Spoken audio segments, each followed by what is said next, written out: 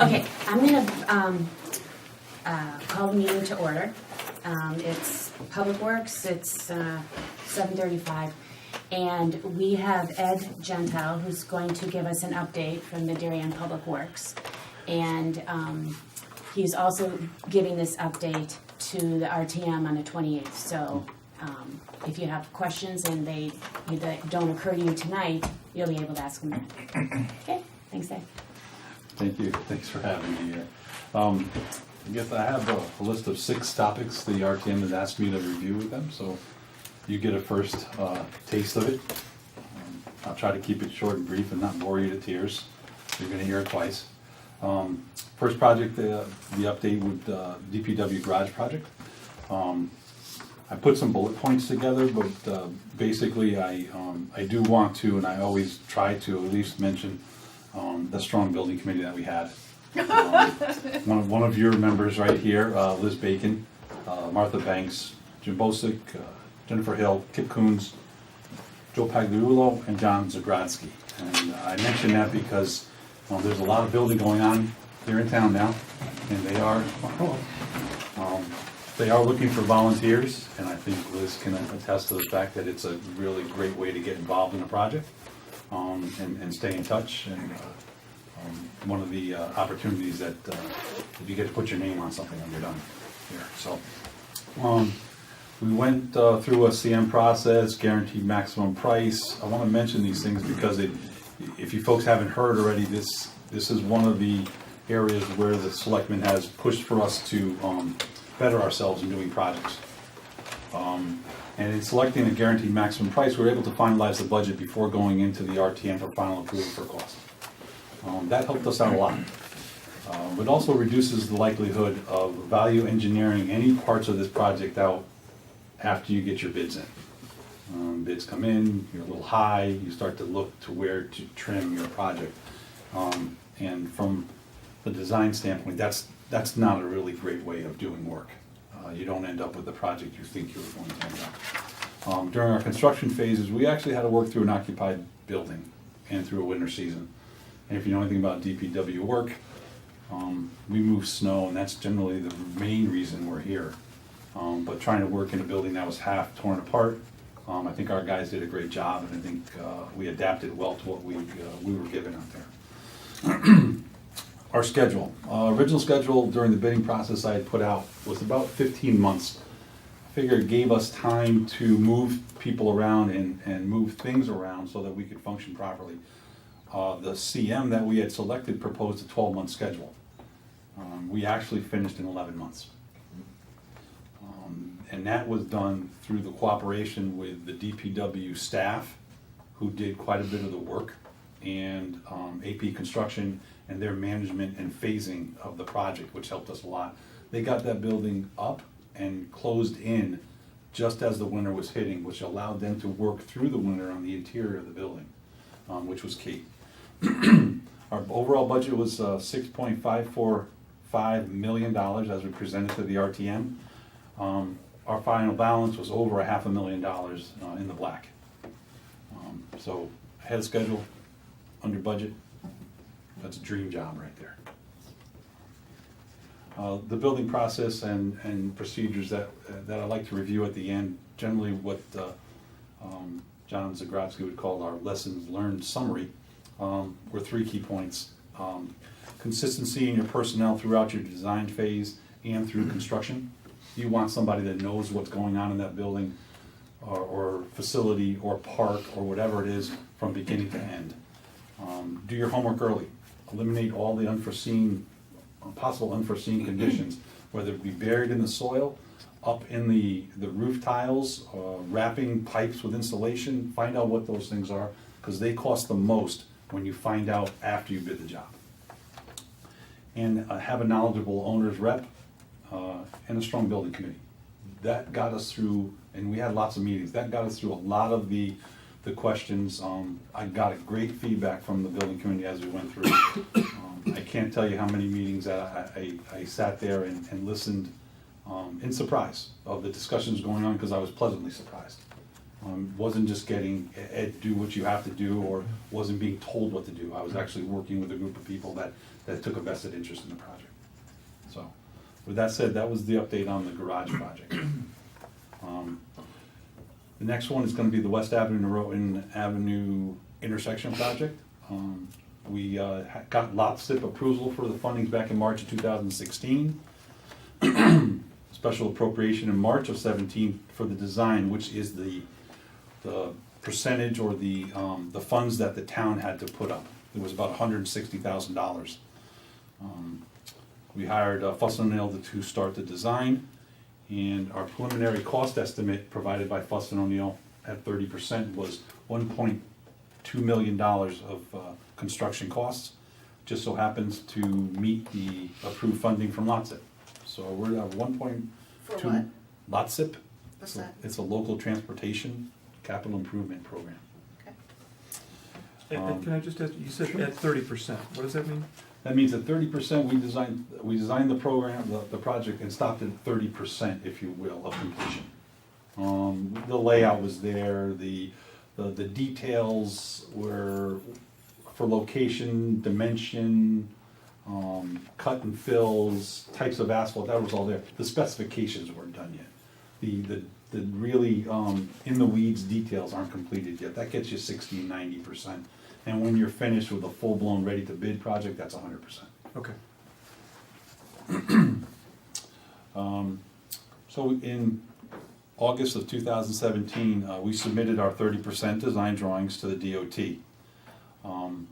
Then an issue came up with a document the town had to sign with the state before they'll progress and pass money along through the LOTSIP program. It's called a municipal master agreement. The town had never signed one.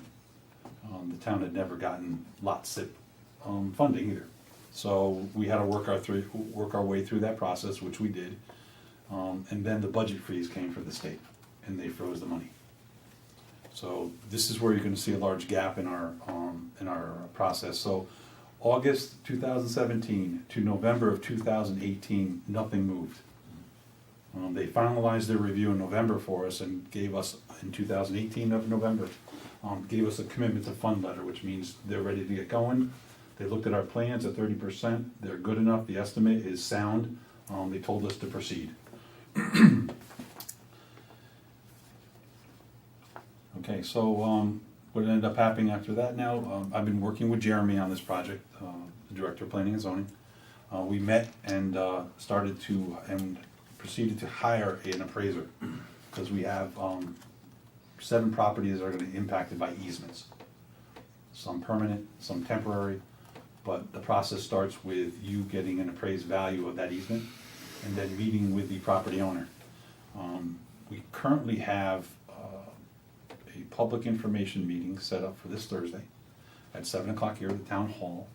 We'll roll out the project to the folks, kind of like I'm doing with you, but there'll be pictures. There'll be boards for people to look at. We'll be there to answer questions, so we'll have our engineer there also. What that allows us to do then is roll the project out and get it out to the public just before we start meeting with the property owners that have easements that we need to obtain. Thought this was a good time to do that after the holidays. Everybody's back from their vacations. Our tentative construction start date is April of 2020.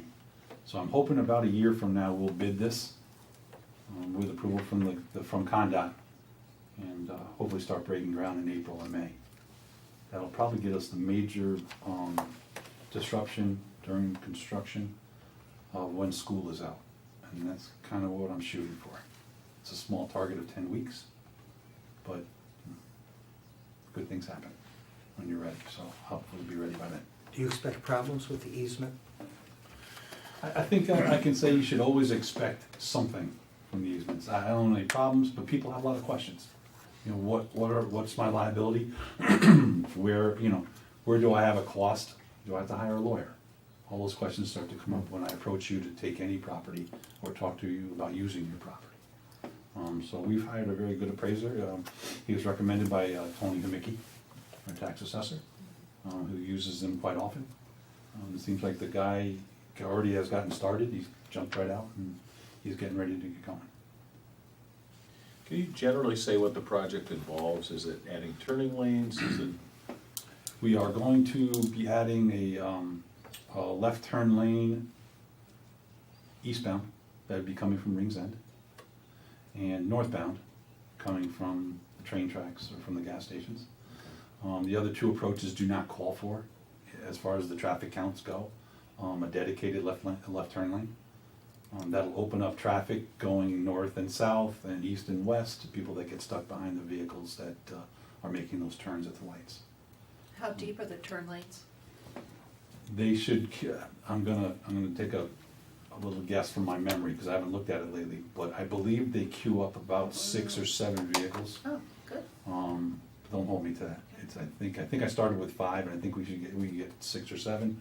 And we also work with Federal Realty on realigning that southbound area. They have some property in there. They allowed us to work with them, because they're gonna be doing the same thing Right. on Heights and Norotan intersection. They're gonna be widening that and make some changes there. Makes sense. And so the process on the easements is to get an easement as opposed to buying the property, right? So the town, or is it the state, is asking for the right to use somebody's property. The town for is this. asking for the right to use it. The reason that you start out with an easement approach, and I'm all for this, is as a property owner, if I lose property, I lose ability to do X on my property based on the square footage. Right, If I've given an easement, you don't lose those rights. right. And we work closely with Jeremy on that to be able to present that to the property owners. And some of these are just temporary easement rights. The easement right to come in and grade. Let's say we put a sidewalk and we have to fill a little bit on your property and put new grass seed down in topsoil. That's a temporary easement for seeding. But it's something you have to document and pay people for. But the easement process could result in at least a minor, in return for the easement, there's gonna be some adjustment to the taxable assessment. I'm just guessing. I'm going to assume that's possible, Yeah. but that's a Tony Hamicky question. Right. And it's a good question for me Just to have an trying to answer get to the if there's gonna be a financial impact, that's all. to the value of the property. I'm assuming there's any type of attachment to a property, there'd be something. Yeah. They're also paid for those easements, that's why we do the appraisals, so Yep. it's based on that. Thank you. Okay, any other questions? Okay, let's go on to the next. Am I going okay? Am I at a good pace? Okay, good. The Norotan Heights train station upgrade. This is a brand new project. We put out an RFP back in October of 2018. And we did a short list and conducted interviews in December. And just finished negotiating a contract this past week with the selected firm of Gregory Weiss and Gardner Architects out of New Haven. We have a design budget of about $75,000. This project is stemming from the work that we did with the Norotan Heights TOD study, if you will, kind of directing us where to go with our parking needs, our bicycle and scooter needs, a brand new station, where should that be located? Do we need a new pedestrian overpass or not? So this feasibility study is something that is going to help us now drill down to the details and hopefully come up with a budget. We've put together a stakeholder team. Jim Cameron's been nice enough to join us on that team. We have someone from the DOT and Metro North that are going to be involved. The first selectman, town administrator, myself, and director of planning and zoning are also on that team. So we're trying to get everybody that's knowledgeable. And two reasons that we have Metro North and DOT on this stakeholders committee is, first of all, the DOT owns the property. And Metro North is a close second because they own the right of way for the rails. And the other piece is, we'd like their buy-in early. Early as in, help us with a design that you'll approve. Because we're gonna come back for a public-private partnership approach to getting this done. The first selectman has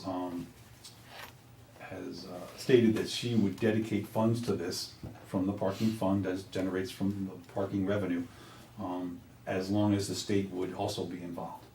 And I think we're gonna need both groups to get this done, get it done in a timely fashion. I foresee a replacement of that pedestrian overpass, which is probably going to cause us the most time to get those approvals done during approval process and actually during construction.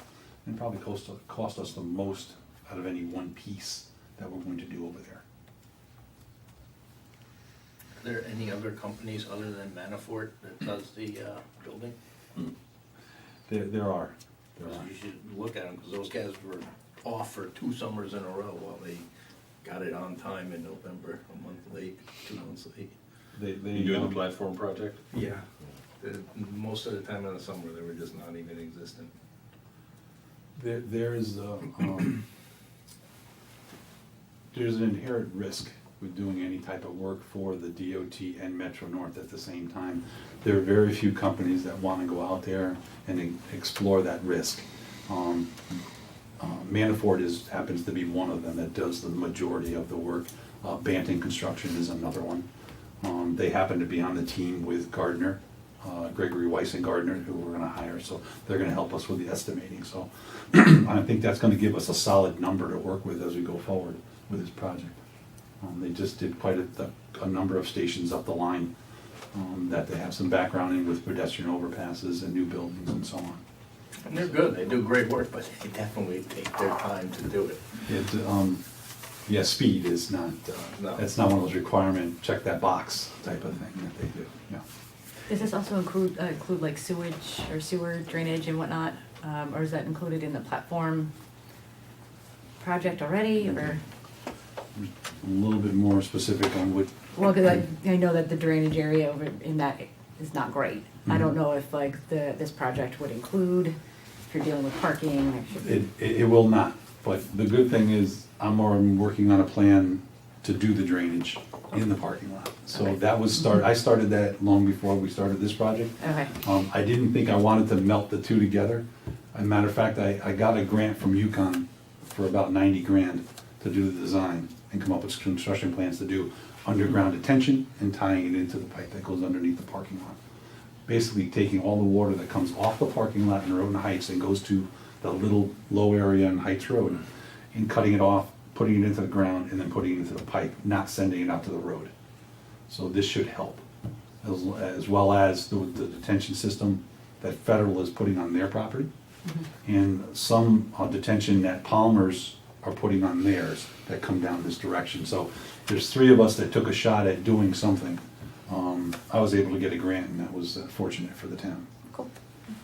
You mentioned this is a public-private partnership. Is that Federated and Palmer's that would be involved with doing the new station? I should say more like public, Okay. that would be more So appropriate. the town and the state. Yeah, I don't think Metro North is gonna provide us with any funds. No, they'll take it. I They won't give it. Is our lease current with them? That was a good question. Because I don't think it was for the last like 6 years. We're in the new governor thing now, right, the new regime. The old DOT commissioner was working on trying to get every lease to be cookie cutter and contain all the same requirements and so on. That's my spin on it. So he never issued a new one. We've been working under the old 2012, 2013 lease, which means just continue doing what you've been doing, and we'll continue doing what we're doing, and we're gonna come up with a new lease sign, and you all get to sign those. Some other people have come up with ideas that maybe the DOT wants to take over all the train stations.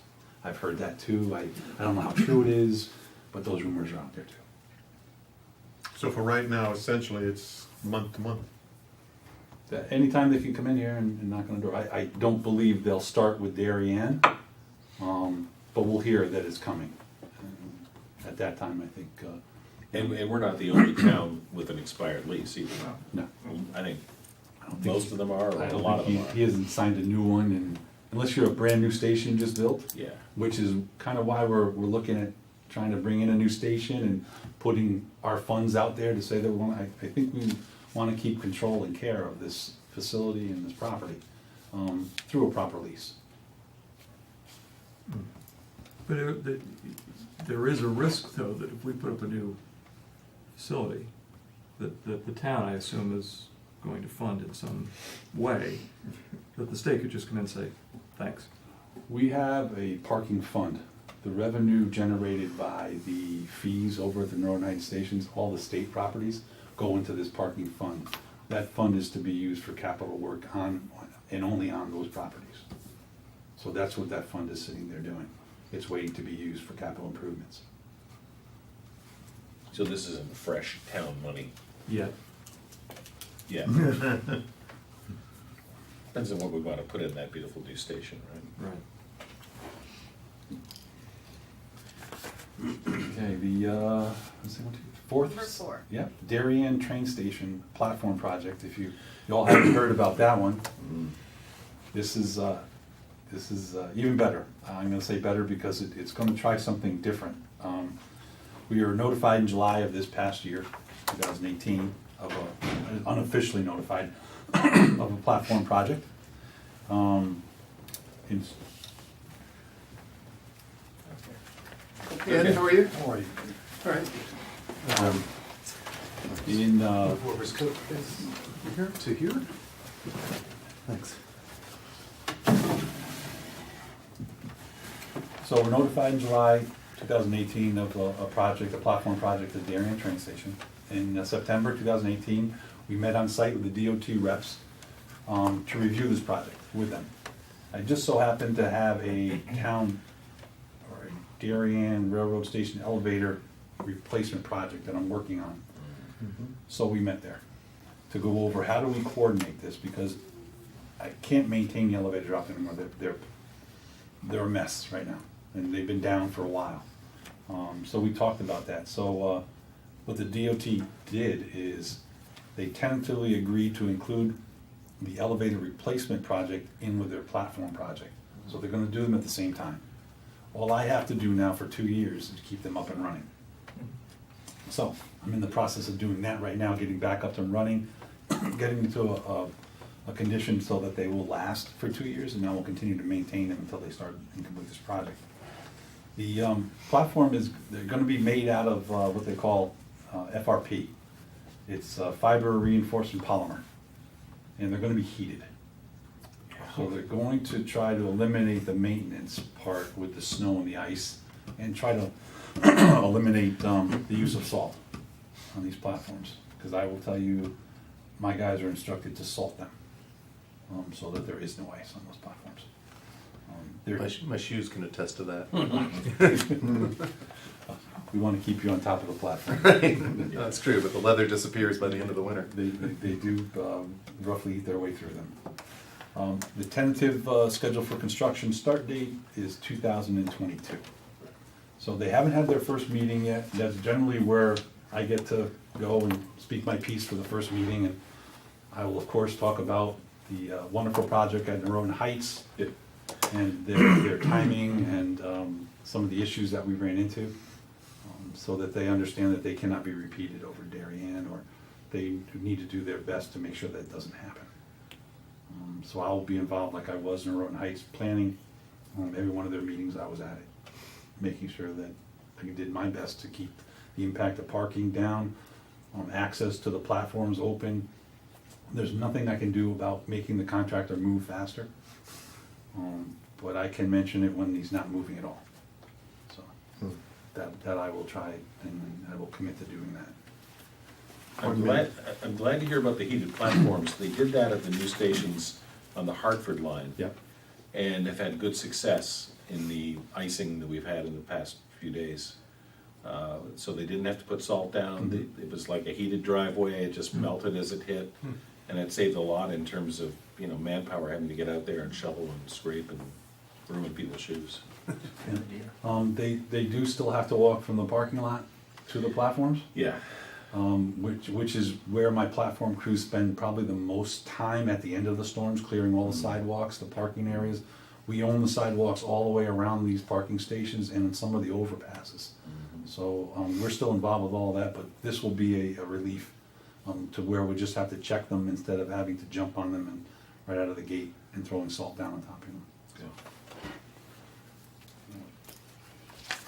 On to our solar projects. If I may, just one Sure, question. absolutely. With regards to the elevator replacement, if I understood it correctly, you were gonna incorporate some different technology in the rebuild of the elevators. Correct. Okay, will they be following through with that same approach in incorporating that to the entire project? They will. I told them that the cable system that's out there right now is not only antiquated for outside, but it can't be maintained. So we're gonna go to hydraulic system. We have to build a shed out there, but we have room for both, on both sides. They are going to build enclosures around the elevator, so if you've been on them on the second floor, everything's wide open, that's where all the snow goes. So they're gonna close it in and kind of make a foyer at each location, so that the elements cannot get into the doorways or the saddles and the landings. That's where we're having most of the problems with the salt and the heaving from the ice, and it jams up against the door, and the doors won't open up. So we're having, that's kind of where my problem is, so now we're gonna try to eliminate that. And they did buy into that whole approach. Excellent. Check with me in about 6 months and see if they put it in the plan, and Okay. we'll go from there. At Norotan Heights, where the contractors' trailers were, one of them was kind of in that grassy area by the tree, but the other was at the end of the parking lot near Hollow Tree Ridge Road, and that parking lot is really kind of still a mess. You know, it isn't striped, it looks, there's a lot of dirt on the parking lot, so people don't really know where to pull their cars in. Is the contractor gonna fix that, or is it something we have to do, or? No, they still have restoration responsibility out there. Okay. And that will be taken care of as soon as the weather breaks for us, probably March or April. Okay, We have inspections to do in semifinal and final walkthroughs for the area, if you will. They have some responsibility down by post 53 too, okay. that they have to fix, but What about the wooden railings on the platform? There's still a few of those left. they're still waiting for delivery on the railings Oh, really? themselves. I Okay. think the DOT and their inspectors were kind to let them open up the platforms Mhm. with wooden railings. Mhm. If you had asked them that at the beginning of the project, they wouldn't have any part of that. Oh, But knowing that we needed that station open by Thanksgiving, I think they all put their heads together and decided that it's been long enough. okay. And they were able to get through that part. Mhm. Good. At least it's a place to put your coffee down. Because with the curved railings, there's no place to like set anything down anymore. I'm thinking cup holders. Yeah, cup holders. Yeah, I like that. Benches or cup holders. Give it to the high school, People they'll want design to. 'em. It's a good project. All right, great, thank you. You're welcome. The solar energy projects. We have 3 locations here in town, the Darien PD, Darien DPW Garage, and the Darien Town Hall. I'll give you an update on the status of each one. Just give you a little snapshot of what the savings looks like over a 20-year period. Darien Police Department, we started in October of 18, we completed it in November 2018. Our average annual savings is $7,200 per year over a 20-year period. And that is 100% complete and ready to be turned on. Darien DPW Garage started in November 2018, completed in December 2018. I believe we're waiting on 1 meter to be installed, but I'd say that's 99% completed. Our average annual savings of $5,800 per year over a 20-year period. Darien Town Hall started in January 2019 and is to be completed February 2019. I'm shooting for the first week of February, having it all completed. The average annual savings is $10,700 per year over a 20-year period. Add those 3 together, it's about $24,000 per year over a 20-year cycle. Just to touch on the town hall really quickly, the only reason that we're dragging a little bit on this is I have 3 projects that are going on here at the same time. I have the solar project, I have the generator project, and I have Eversource jumping in and kind of cleaning up the town hall with their transformers. They have 3 of them stuck in under the building down by the entrance. So they're gonna clear out that room for us. They all have to be coordinated. So right now, we're just waiting on some coordination from our design engineer for the generator. He's coming down Thursday. Hopefully we'll pick a spot for the generator, outside transfer switches, and then we should be done, and that can be finished off, so the solar can all be turned on hopefully by the first week of February. And have you worked out the drone issue? I have not worked out the drone issue, but thank you for reminding me, because I have to make a note of that. I put a call in after we spoke and Mark never got back to me, so. What's the drone Yeah, issue? Right, besides the one in Teterboro. Big secret. Nah, you can tell them. It's, I would like to, as part of like a, you know, I wouldn't call it a ribbon cutting, but how about the opening of the three systems, take a shot of each one of the roofs from a nice vantage point. Up Channel above. 79 would use that footage, They would? absolutely. I gotta get somebody with a drone now. I know people with drones and cameras. I do. I'll I've been- bring you onto something. I asked for one for Christmas, didn't get it. So, Maybe TV 79 should ask for one. Think of all the things you could do. One of the other towns did ask for a drone, and we shot that down big time at the Area 9 Cable Council. We didn't see it as being an effective use of Cablevision subscriber funds for limited use of drone shots. all right, the last topic, streetlight purchase and impact to the budget. Just a quick recap, we purchased the lights in September of 2016 and then began immediately converting them over to LEDs. Conversion for the LEDs was completed in April 2017. It consisted of 2 phases, they were both completed by then. Our original purchase price from Eversource was $155,000. Our LED retrofit cost, paid to Tanco for doing their work, was $237,000. And once completed with the conversion, we registered with Eversource our conversion and received a $71,000 rebate. We'll go into the impact in a second, but there's one thing that they mentioned as we started the process of purchasing the lights. Everybody had asked, you know, give us a solid number for your maintenance costs. And I have to say that it's been pretty close. The analysis came back with about $10,000 a year. We're at around 13. So we're spending maybe $3,000 more each year. That's attributed to some work that we had to do on some of the lights, the fixture arms, if you will. And anytime that Eversource puts in a new pole, and that new pole is replacing an older one with a light fixture on it, the town is charged for moving it from the old pole to the new pole. I'm using and paying Eversource to do that work. We do have a contract price with our vendor that does our maintenance, but their price is a little bit higher. And it requires that I coordinate with our vendor also. Having Eversource do it saves us money, saves me coordination issues.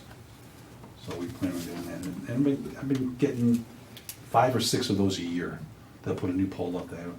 Sooner or later, they're gonna run out. We don't have that many lights in Darien. And pretty hopefully they'll be replacing all the poles by then. So the big number is, for me, I had to go back to FY11. And I took a 6-year average from FY11 to 16 when we didn't have streetlights. We didn't own the streetlights, they were owned by Eversource. My electric cost for the account that paid for the streetlights was $160,000 a year. Now, the post-purchase, I had a 2-year average. I have half of this year too, but FY17 and 18, our electric costs are down to $83,000. So almost $80,000 a year. I dug a little deeper. I went into the separate street light accounts, tried to get a more accurate number than trying to do an average, but I was unsuccessful at doing it in such a short period of time. I need to actually get more information from Eversource, but I think this is a very good indication of what the savings is. And it's still running around 4 years for your return, rate of return. Yeah, 4 to 5 years for the Yeah. payoff. I think the Right. original was 3.8, and I think we're Yeah. at 4 right now, That just sounds by right. using those numbers. And So what's the product like on the lights? those LED lights should last anywhere between 8 and 10 years, or 100,000 hours, I believe is the number they gave us. Okay. So more than paid. It should, absolutely. Absolutely. It's a lot of projects. Been a little busy. Like I said, how do you have time to be here? I enjoy that part of the job.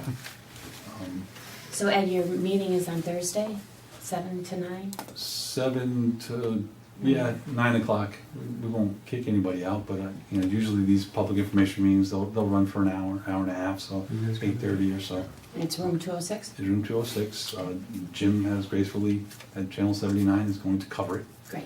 So those folks that won't be able to make it, they'll be able to see it or watch it later on Vimeo.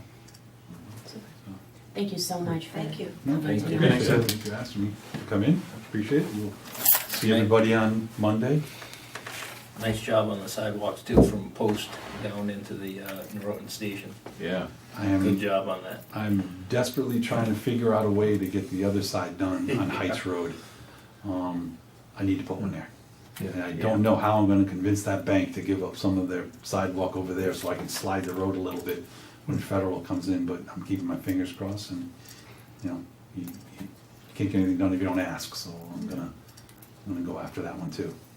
But I think after I finish that one on Ledge Road, I got one call from the state asking if I thought that was a state on-ramp or not. And I had done my homework. So I had their map that said it was a town road, so I sent that up to them. Good job. Go find something. Some people just don't have anything else to do. They get their calls from their guys Yeah. that drive on the roads. They see what's going on. No turn They on see me red take the coming road out and of the squeeze it a train little bit. station. They get a little nervous for their trucks Never and tractor mind. trailers, so they see how that'd be a concern. Any other questions? Pretty good? Thank you so Thank much. you. Thank you for having me. You folks have a great night.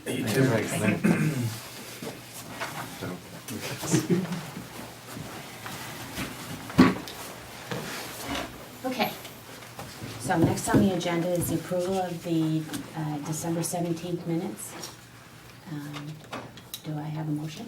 I move Does to any- approve them. Okay, okay. Can I interject? Can I make a motion to approve them after the word banding is changed to banning? That was an autocorrect. For some reason, the whole, and also change Max Patrick to just Patrick. Is that good, Patrick? Yeah. Yeah, that's good. I move to approve as revised. Thank you. Second. Second? Only approve if you were there, otherwise you have to abstain. Who Right. seconded? I second. And what was the first correction that you were Um, looking at? Banded to what? To banning, BANNING from BANDING. To banning. Yeah, Okay. yeah, the document picked up the wrong word and it just kept going. So we should vote? Yes, did we? I thought we I did, don't- sorry. No, we didn't. There's a Please, second. yes. So all in favor? All in All in favor? Seems unanimous. I abstained, I wasn't there. And I wasn't there also. Okay, and until I'm really familiar with everybody's names, if you could just Dave remind me. Poley, P-O-L-Y. Polly and Bacon abstain.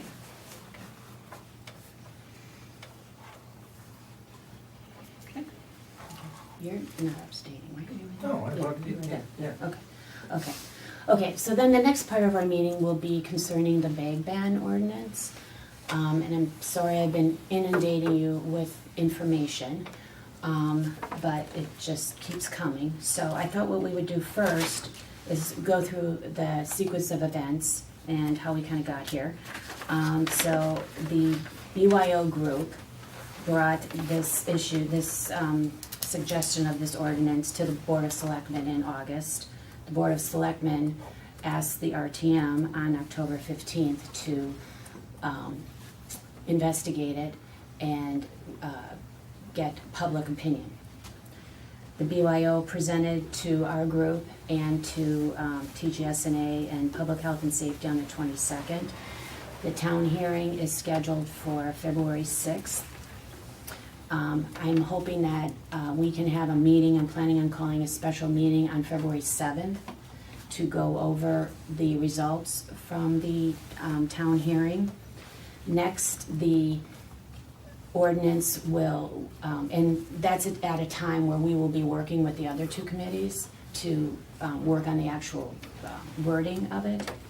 Then it goes to town council, and then it will go, depending on how long that goes, how long that takes. There is a rules meeting on February 11th, but, we're talking 2 days to turn this around, so I don't know if that'll happen. But if we did get it to rules, we could try to get an ordinance before the RTM meeting on February 25th. It's more likely if we are able to generate an ordinance that is acceptable to the majority, it's probably March 18th. Is that an RTM date? Yes, that's an RTM date. Jim sent out some information, I don't know, Lindsay, I'm sorry, I couldn't open it and send it to you. But Jim has a little bit of information from Terry regarding the state statute. I will say that, or the state progress on this, I will say that I sent out an information sheet on, Jim, what is this? Can you show this, the cloud? This is, and I'm happy to send this again if you don't remember where this is in all of the emails that I've sent you. But this is extremely helpful. So for instance, after Jim made note that the Darien Daily had an article about this, I was able to go into this cloud and see the statutes that have been written for the General Assembly in January. So if you ever are considering looking for information, I would go here first, because Frank and that committee is doing a really great job gathering it. So, and Lindsay, if you can't get into that, I will figure out a way to get there. Sorry, Okay. I'll try from my phone. Okay, so Jim, do you want to mention what? Yeah, I sent it out to our state rep, Terry Wood, just asking her, I said, as you know, the RTM is considering a local ordinance to ban plastic bags. I saw that there are at least 2 bills before the legislature this session, which would do the same thing, and I put the link into the Daily Voice story. And I said, assuming a state law passes, would it supersede a local ordinance? What if the local ordinance was stronger than the state law, or vice versa? And she said, good question, Jim. State law supersedes municipalities. If municipalities write stronger regulations, then those regs would supersede the state law. State sets the floor, and towns may go above and beyond. She said there may be more bills on eliminating plastic bags. She's introducing one herself, similar to the proposal in Darien. Best guess is that some sort of a plastic bag ban will pass the legislature on the state level this session. This session. This session. There seems to be increased momentum from a lot of different corners of the state to do something about this. The question I have about that is that, I'm sorry. No, go ahead. If it comes down from the state, it would come down in the form of a tax, where ours is more looking at a charge. How does that, How's that gonna work? Well, how's that gonna work? David forwarded me, and I should have forwarded it to everyone, I don't think that went out, but the BYO is actually there's a BYO Connecticut. And so if you go onto the website, on their website, you'll see that they are not in favor of this, and one of the big reasons is because I mean, a tax. a tax. They're not, and it started off at 5 cents for the state, that's what they were talking about. But that tax will be used to fund programs, and by definition, if the ban is successful, then there will be fewer 5-cent charges because people will bring. And so those programs that are being funded will be looking at a diminishing source of revenues. Right. That's one of their. And the other issue is that this stays local, it stays with your local Yeah, it establishment. doesn't necessarily, the tax would necessarily help the, No. offset Palmer's costs, No. which is what No. is kind of the carrot, I would assume, in this ordinance. Yeah. Because it's not really a tax. It's not really a tax in the sense that if I hate to pick on Palmer's, but if Palmer's charges the consumer 5 cents for a single-use plastic bag, the 5 cents goes to Palmer's, it doesn't come to the town, so it's And not really that- tax. Unless it's done on a state Well- level, that's what I'm saying. Yeah. The way BYO Darien has set this up, and this is the way it's working in Norwalk and Stamford, is that they are imposing this 10-cent fee for paper bags which goes back to the merchant, which is essentially supposed to defray their cost. The cost of a plastic bag is about 3 cents. The cost of a paper bag is about 13 cents. So the dime goes to the merchant to make it essentially a wash for them. And from what BYO Darien has told us, this is why Palmer's is now supporting this ordinance, because it has no financial impact for them. And I think that's probably true for a lot of merchants, so for the larger merchants. I did speak with Senate Majority Leader Bob Duff and Carla Leone, as well as Matt Blumenthal, about the ordinance. As they pointed out, these bag ordinances have been proposed for many years in the state legislature, and they have not gained traction. As more towns pass them, there's more pressure on the legislature to act. They like to see the grassroots effort that shows support among the different communities in the town and in the state. And here in Fairfield County, we now have Greenwich, Stamford, Norwalk, Weston, and Westport. So New Canaan, which is also considering a bag ordinance, and Darien are now kind of the whole of the donut. So it kind of begs, we're now kind of the outlier, compared to our other towns. The other point that they made is that once enough towns pass this ordinance, the large retailers are going to want uniformity. And I hate to take issue with Terry Wood on this, but a state ordinance would supersede local regulations, even if they were tougher. Because the large retailers aren't going to want to have to deal with 169 or even 40 or 50 different requirements. They want one requirement that's going to impact every Stop and Shop in the state, every Walgreens, every CVS. So when the state passes it, that's probably going to take over and supersede our local ordinances. But the state will be looking to what the municipalities do and what succeeds. So all of them encouraged us to go forward with the bag ban ordinance in Darien. To have a very conservative town like Darien move in this direction, along with our peer communities, will send a real message to Hartford that this is something that transcends partisanship, that it transcends really a lot of the opposition that had been brought up in the past for people who wanted their plastic bags to take care of their dog waste or whatever they did with them at home. What did Senator Duff say would be the chances of a state plastic bag ordinance of some sort this session? He wasn't willing to handicap it at this point. I spoke to him about 2 weeks ago. The session had just started. It was right after the inauguration. But he did point out these bag ordinances come up every year and they don't get traction. He thinks, as I said, that as more towns do it around the state, it's more likely to get traction. But he wasn't ready to lay any odds that it will definitely pass in this session. And given the budget issues the state's going to be facing, the legislature's going to be facing, their focus is going to be primarily on that.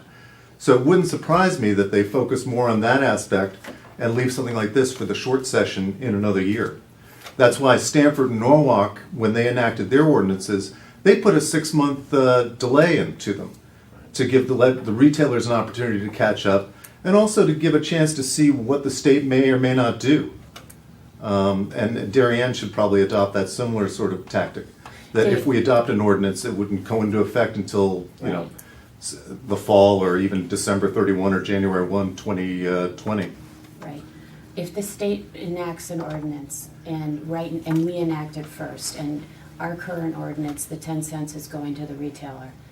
If the state enacts, is it a tax and does the money go to Hartford? Depends on what they want to do.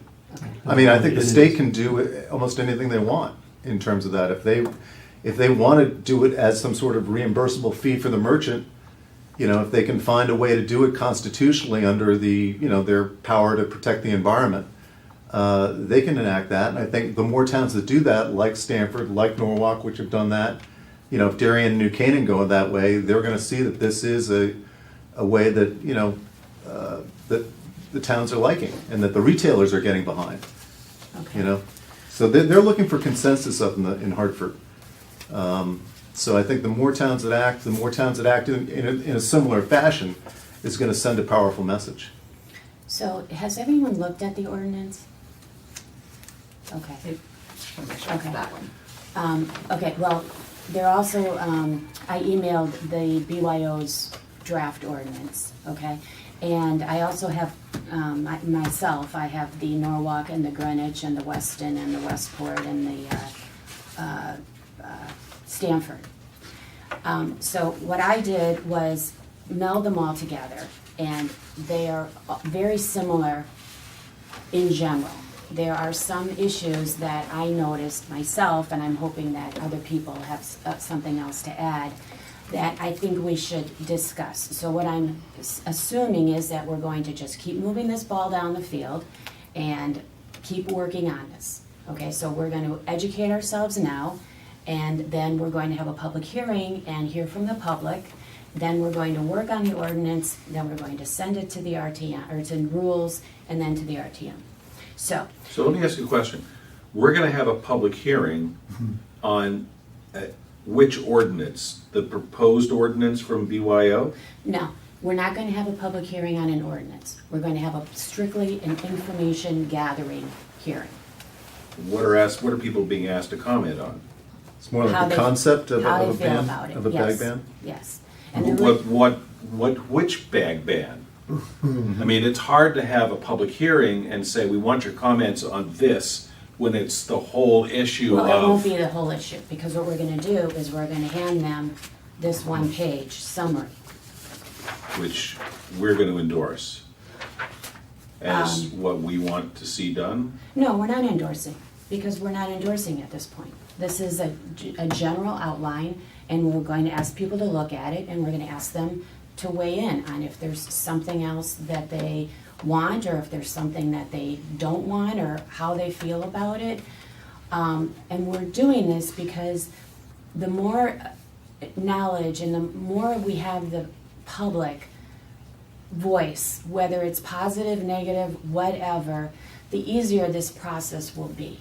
What we don't want to have happen is it get to the RTM floor, and worst case, they table it and we have to come back to it later on. So if we get all of the questions out of the way now, we'll have a better shot.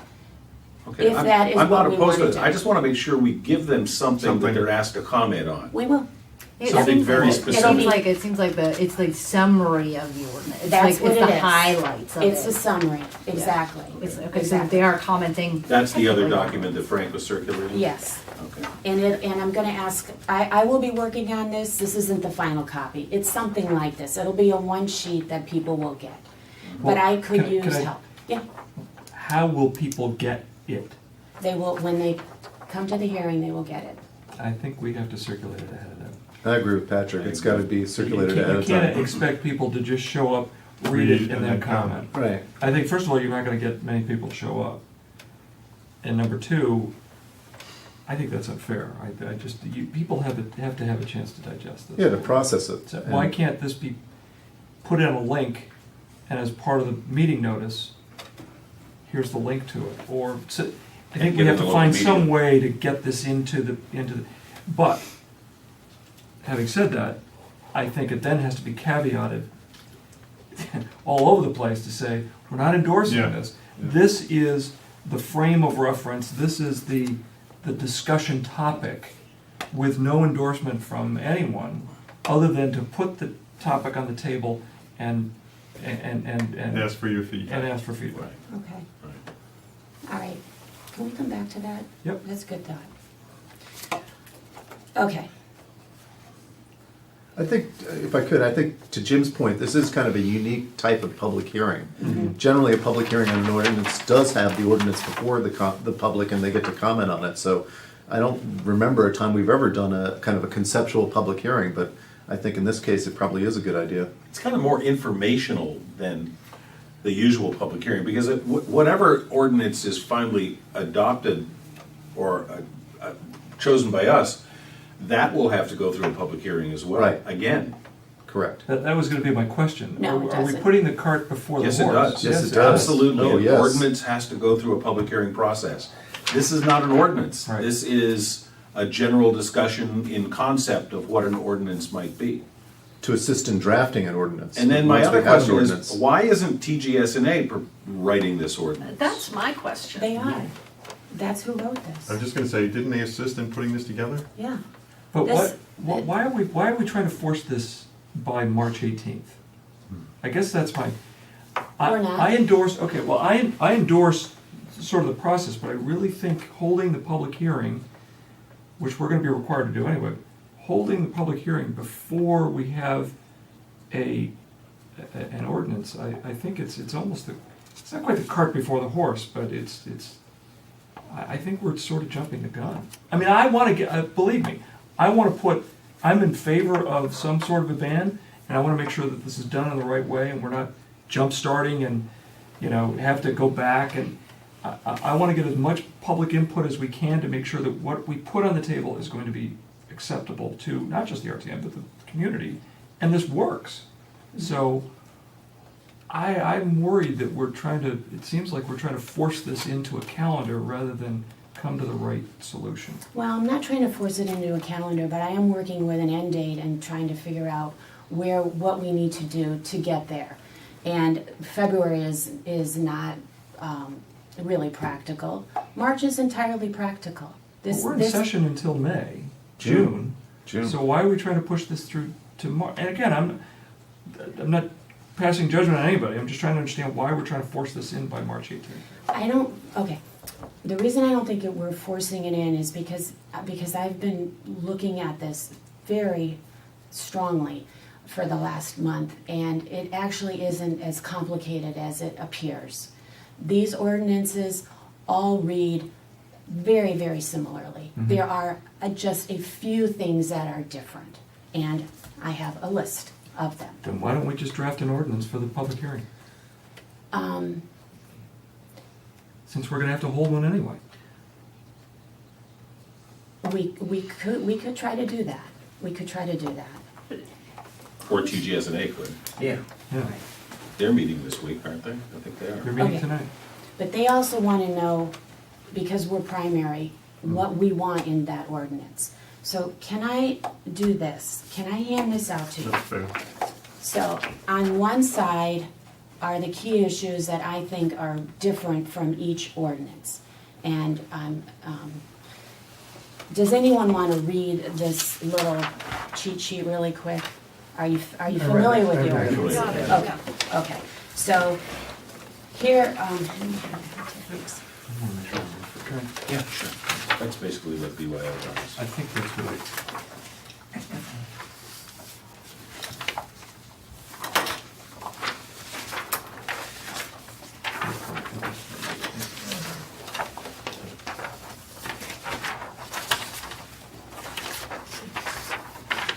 now these are just my ideas. Hopefully other people have other ideas. But when you look at the ordinance, it's, the goal is first to not replace plastic with paper. It's to encourage you to bring your own bag. Okay, so that's the whole premise. And if you look, the things that are reusable, the definitions, all of that is pretty consistent from each ordinance. The things that are different, it's the title. What do we want to call it? Okay, that would be something to discuss. The fee. Different towns have different fees. Greenwich has no fee. I think both Stanford and Norwalk have a dime. Yeah, Stanford and Norwalk have a dime. But that's, okay, so I'm gonna come back to the fee because that just changed. The duration, that would be something Greenwich has a 3-year life on it. After 3 years, it's revoted. No other ordinance has that. So do we want to have that in or not? The mill, the thickness of the recyclable bag, that's a big variable. It goes anywhere from 2 1/4 for Stanford and Westport, which was a long time ago in '08, but Stanford just passed it, to 4 in Weston, to 12 in Norwalk and Greenwich. I think it was Patrick that mentioned when the ban starts. Weston has it in 3 months. All other towns actually have it in 6 months. Norwalk requires stores to have a sign when you walk in. There has to be a sign that says da-da-da. Actually, no other town has that. tip line. The BYO people want there to be a tip line for you to call in. No other ordinance includes that. Where does the money go? What kitty do the fines go into? That's something to think about. There's probably one other big difference, and that's the appeal process. But I think that's probably more TGS&A. I'm not sure. If we can discuss it if you want, but that varies by ordinance also. Okay. What about enforceability? I mean, enforcement. Okay. Should So that be a category as well? yes, that should be a category, and it's really just what the entity is called. Is it a compliance officer? Is it? I forgot what the other people are called. So. Can I just ask a question of clarification? My apologies for not being able to be here for the first meeting. I don't understand, if TGS&A is writing the ordinance, why are we duplicating their efforts by attempting to articulate an ordinance? Because we're primary. Why are we primary there? Because rules put us as primary. It makes Primary no to sense. respond to the proposed ordinance, not necessarily primary to write the ordinance, because it's TGS&A that writes ordinances. Right. The committees look at them and kick them around and say, I like this, I don't like that. And that's what's But going to it happen. sounds like to Liz's point, we're both writing the ordinance now. What's TGS&A doing tonight on this? No, we're not both writing the ordinance. But what TGS&A is going to ask is, what does your committee think? Do you want a 3-month or a 6-month? Do you want us to not have a voice in that? No, I think they should write their ordinance and we should respond to it. I just feel like we're just duplicating the efforts of what another group is doing, when our role is maybe to give feedback to what they put together. Or perhaps we could direct them in terms of what should go into this ordinance, which is. Yeah, I think So that's that's what what we, I think I'd like to maybe do is just go around the table for very quickly, 2 seconds, what's your feeling on a fee, what's your feeling on a monitor, what's your feeling on the fines, and then you kind of. yeah, what are the sense of salient table, points? Okay. And then you could kind of Okay. hand that to them, like, hey, we sat down, we didn't like this, we like this. That's what I tried This to should be do. in. Yeah. and That's what I this But tried to these do are here. great talking points. These Yeah. are what Great I starting thank you for paraphrasing. These are what I consider the salient points. The 2 biggest points, the sticky points on this ordinance, the 10-cent fee, the legality of it, and the enforcement. And we have been waiting patiently, and today, this evening, at 5 o'clock, we, actually, I'm not kidding, we just heard from town council. Oh. I'm not supposed to hand this out because it's confidentiality, the confidential between the town and Wayne, but can I read what he But says? I think you said that. No, I sent something else. I just got this. This was 5 o'clock today. Yeah, 5 o'clock. Okay, but just make me understand, you're gonna read something in public on live television. Or television, Mitchell. I'm not You sure don't that's think a we good should say, idea. just so I understand? Yes, yes, Okay, cool, I wanna hear what town council Me has to say. too, Yeah, I me do. too. Yeah. yes. Hey, get some gum. Yeah, where's the lens? Okay, Frank has wrote to him again. Frank, I have your email of yesterday and will attempt to address the points raised. The major concern, as indicated in my email of December 14th, which you all received, remember, is with section 5 of the proposal. This section provides that a business establishment must collect from a customer a charge of 10 cents for each recycled paper checkout bag provided to such customers. Previously indicated, section 5 imposes a charge and then proposes it be increased 5 cents every 3rd anniversary of the ordinance. My concern is that a municipality is not authorized to impose a tax unless specifically authorized by the statutes. I think it is fair to say that there is no statutory authority in Connecticut for a municipality to engage in requiring that kind of thing. While there is no precise case law on point, it can be claimed that this requirement constitutes a tax and is therefore illegal. I believe that it is a viable argument that can be made should one wish to challenge the validity of the ordinance. I have spoken directly with an assistant corporation counsel in Stamford who has expressed the same concern to the local legislative body. The legislative body chose to ignore his concern and adopted that ordinance with the fee included. I would advise against it. This is the second part, enforcement. The question involving the citation process for purposes of the administration of fines is a simple one. Such a process is specifically provided for under the Connecticut General Statutes, Section 7, 152. A similar provision is included in the blight ordinance and can be easily made part of this ordinance. I think there are practical issues involved in assigning a volunteer to be the enforcement officer for this kind of ordinance. Let me pursue this a bit further before giving you a specific recommendation. So, at this point, my advice is that we continue to move forward on this and consider the 10-cent fee. Also consider that this ordinance could go through, such as the Greenwich ordinance, without the 10-cent fee. So the two sticky points, the fee and the enforcer, the enforcement situation, seems like we can work through that. The 10-cent fee thing is something to consider. Okay? Okay. So, the 10-cent fee is back up at the top. Okay? Some towns have 10 cents per bag, some have no fee per bag. All right? Escalation. The Darien BYO ordinance right now has an escalation of after 3 years, it goes up 5 cents. I think it's every 3 years it goes up 5 cents. No other town has an escalation clause in it.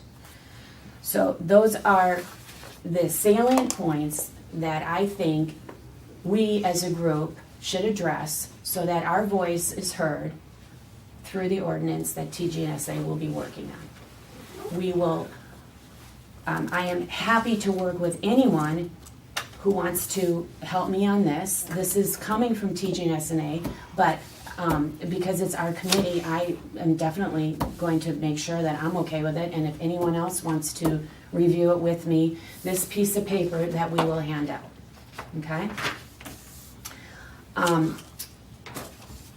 Okay, so now let's move forward to the town hearing. So on the back of this sheet, I have a question. yeah, So, process-wise, mhm, I'm a little confused. We're still gonna have a topic at the public hearing, some sort of topic for people to comment on, or are we going to generate a draft ordinance for the public to comment on? I think there's a key distinction between the two that I think that we as a group have to agree on. okay, so what you're asking is, are there gonna be 2 public hearings? And I think the answer to that is, there will be 2 public hearings, because David and Jim are convinced, or are sure that we need a public hearing for the ordinance.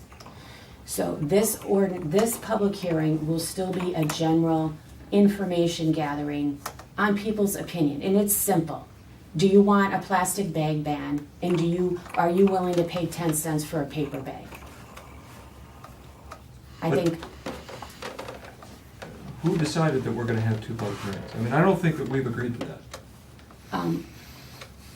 Well, I think precedent is that when a proposed ordinance comes usually out of TGSNA, that it has to go through, at least we saw that with the blight ban, go through a public hearing process before it's brought to the full RTM. It's either in the charter or in state statute that a public hearing is required. Right. So, I mean, that's a given. But I think at our last meeting, there was kind of a sense of our committee that we did want some sort of informational public hearing. I know you asked us to go speak with our friends and neighbors during the holidays to try to get a sense of where people are in the town as to whether a plastic bag ordinance was a good thing or a bad thing. And my understanding at our last meeting is that was really the purpose of this public hearing, is to have people stand up and say, do you want this, do you not want this, you know? And that's what the Board of Selectmen asked us to do. Mhm. They asked us to gather public opinion, which we're gonna do through a public hearing. I just don't want to, again, my goal is to make sure that that we get this through, you know, in the right way. And I'm just worried that if we're gonna hold 2 public hearings, it's gonna seem confusing. Well, I think we need to remember, don't mind me, I hope it's okay, but I think we need to remember that a public hearing only gets a small slice of public opinion. You know, even if we have 100 people show up, you know, that we still have 20, Yeah, it's you know, 20,000. 20,000 other people who didn't show up. So, you Population know, I of the mean, we town. should take the public hearing for what it's worth. You know, it's a slice of opinion of people who are interested in the topic. But, you know, regardless of the numbers of people who come out for or against the bag ban or the bag ordinance, you know, we should still proceed as our committee wants to proceed and propose something to the RTM if we feel that's appropriate and let the whole RTM decide. Because as you move forward in the process and it becomes more solidified, I think, you know, public opinion will become more informed and, you know, and hopefully provide a better litmus test. But I personally think having an informational hearing to get kind of the initial read of the public is not a bad idea. And that's what we're doing. I agree. I just think maybe we'll hear something in the public hearing that will change our thinking on the 10 cents or the sunset clause or something. I mean, that's part of the reason that we're asking people to step up. But I just want to make sure that they've got something in advance that they're being asked to comment on. So it's not just a general discussion about the plastic gyre in the middle of the Pacific, but Yeah, more turtles eating specifically, plastic bags.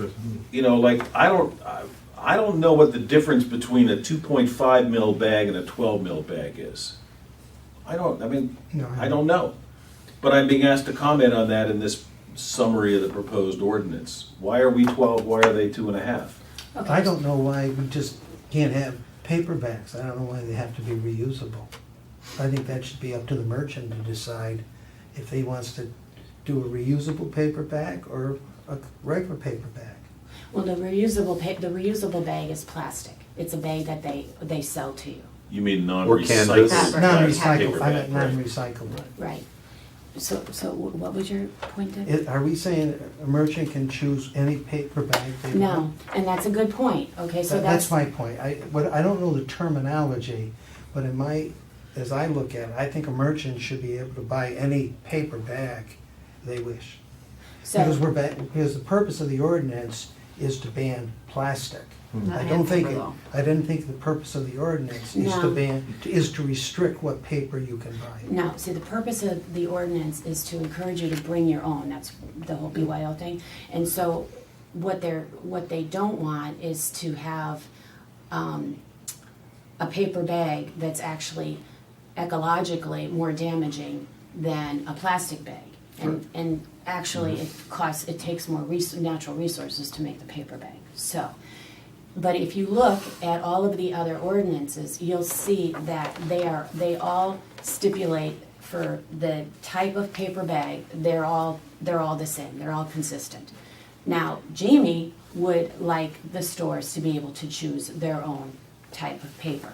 So that's another point that we would debate, talk about, and then we would forward that information to TGSNA. Well, I think we should remember that Darien is now registered to become a sustainable CT community, and part of that effort, and I believe Jamie's on the board of She is. Sustainable CT, is to enact practices that, you know, really are conservative in a way, or conservationist. And I think that's something that we should focus on. You know, what would a best practice for a sustainable CT community be in enacting this sort of bag ordinance? Is it to have specific requirements for paper, or to let people use any paper? I mean, I don't know. I don't know enough about Sustainable CT, but maybe we should be talking to the new Sustainable CT Committee, advisory commission that the Board of Selectmen has set up, and see if they can give us recommendations. Yeah, I have a calendar on that. And on The the town has plastic committed to side, be I'd part rather of see sustainable no Yes, we've mill registered as business one. at all, and say no plastic, because then you're just gonna move the goal line every single time, like, oh, it's 14, now we're gonna make them 13 No, or no, 15. no, it's not you for the know? bag that you'll get in the store. No, no, I'm It's talking for the about bag that you'll buy. Okay. And you'll Okay. reuse. So the Yes. plastic throwouts, there's no, There is no that's more not on that. plastic throw. They're gone. No, they're gone. Thank you. They're Okay. gone. So I that would was just- under the Okay, impression so, Yeah. that so they're they gone could regardless of change the- thickness. Exactly. Single-use plastic is, Yeah, because that's what you're saying, Revoke- Westport. Because, Westport yeah, is because getting Westport around. had a number on it, and if it was in excess of that number, it was allowable plastic bag. You're saying that's not gonna be the case here? No, no, there will be no more plastic I bags. think that should be clear. There'll be a recyclable bag offered, and it has to meet certain requirements. and these are checkout bags, I think you need to clarify that. We're not talking about the produce bags in the produce Right. aisle, Yeah, yeah. or, laundry bags, or the bags that you give to the Newspaper dry bags. cleaner, that sort of Right, thing. right. Which And is we're talking another- about yeah. checkout bags. Which Those is are another excluded. point. Some people think you should go through the exemptions and see if those are all, make sense to you, or if you think there should be something else in there, or something less in there. So let me just back up a second and talk a little bit about the town hearing. Okay, so there will be, for notice, there will be in the Advocate on Thursday, a notice on the town hearing. The Darien Times will have it next Thursday. The RTM will get a blast probably tomorrow. Rules will be updated when we go before them. Town Hall will have it on their website, and it'll also be, they have those pieces of paper outside. Notices of this informational hearing? Of this informational hearing. And the moderator is supposed to announce it at the RTM meeting on Monday. Yeah, I'm sure you will. Yeah. I'm sure you will. So, what I did is I went through, so we know, my goal is to get the greatest variety of voices. Nothing repetitive, that would be great. The greatest variety of voices.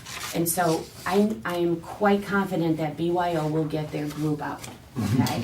And so we will hear them. So what I did on the flip side of this, that other sheet, is I just went through all of the town agencies to see if, who knew somebody. I pulled to the left entities that we already have a contact with. So, for instance, Sewer Commission, Frank is involved with. Beautification is Lindsay. The EPC is Rolf. And I I'm in touch with the Chamber of Commerce and with Baywater.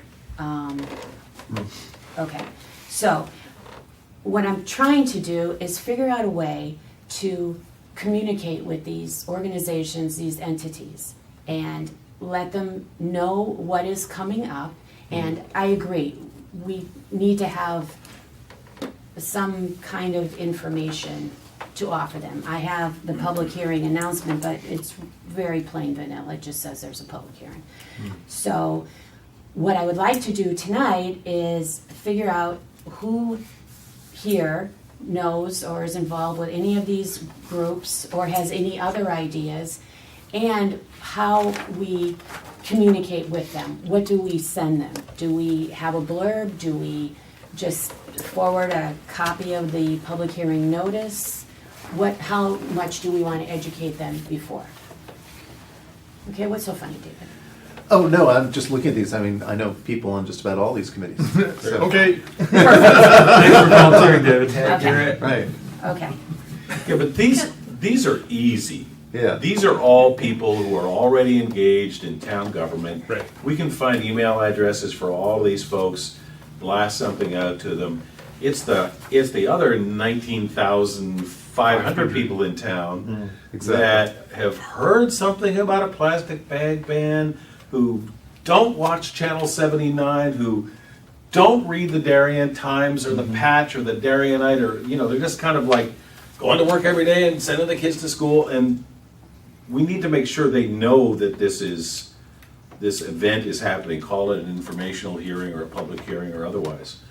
That's, I think, the biggest challenge. We want as many different people to come and hear from not only the BYO people, but people that may not be happy with the ordinance. exactly. And So how do we get do that? engaged in all of that.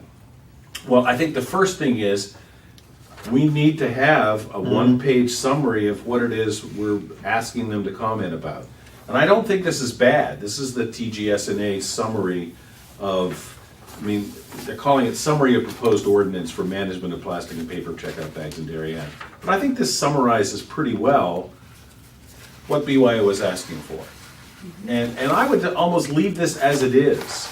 Okay. Because if we start to change it and say 5 cents instead of 10 cents, or throw in grandfathering, and that's not on here, you know, I would send this out and say, this is what we're kind of looking at, we're open to your suggestions, we want your feedback, but take a look at this, and please come to the hearing and opine, give us your feedback on all this. That's You know, exactly everybody what we- gets I would- 3 minutes and Is that make it posted- worthwhile. Is that posted on the town website in a place that's easy to get to with a single link? It's, I believe, in the TGSNA cloud, is it not? So the answer is no. So you're Thank you. That's what I thought. So So I guess, make that very so we obvious. know that one of the best ways to reach a big audience of folks is to look at each of the 5 elementary schools and the middle Yeah, school and the high yeah. school all have a parents committee. PTO, They all right. have a weekly newsletter. They're all willing to do public notices of a certain variety one time. Yep. You know, we have found in the past that that's a very effective way to get message out to a very broad audience, which is generally speaking not nearly as engaged, Jim, to your point, in town stuff. Yeah, So- I'm the head of that newsletter up for the Holmes School. I'm not sure that they would do a town, something like that, but I am connected with the PTO since I'm on it. And we all have connections, so I can certainly get the word out through that.